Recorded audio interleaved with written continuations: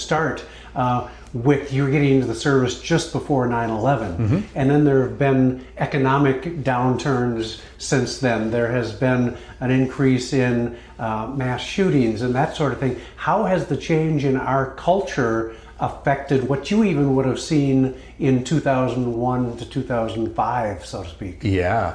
I think we have become, and yet the research would support this, we have become more isolated as a society.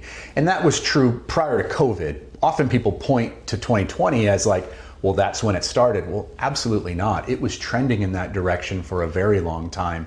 And so when people disconnect, it permeates, like that disconnection from that human relationship has all sorts of negative outcomes. And so I think about things like, you mentioned mass shootings and violence, and the protective factor to violence is empathy. When people have empathy for one another, but we only learn and develop empathy through those relationships. And so when you have people who have, stopped having meaningful human relationships and live on their phones or online, it makes sense to anyone watching, knowing those things, why we're seeing the trend we are with violence, suicide, addiction. All of those things make sense because what we're actually talking about is the breakdown of that human relationship.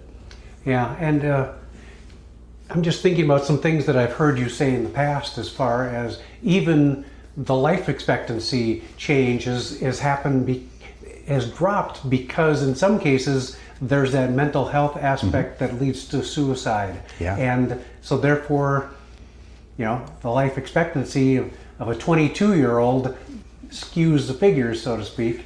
Yeah. And empathy is something too that I think we give a lot of lip service to, but it seems like the quality of empathy has deteriorated through the years. Everybody responds to a Facebook post with their own story, which could be seen as empathy, but at the same time, it's still very much an isolating thing because they're not talking about what the other person is experiencing. They're bringing their own experience. Yeah. We as a society have, I won't say lost, because there are places in where we still have it, but the skill of listening has been greatly diminished. And it makes sense. You think about the ways in which we communicate today, we don't have to listen.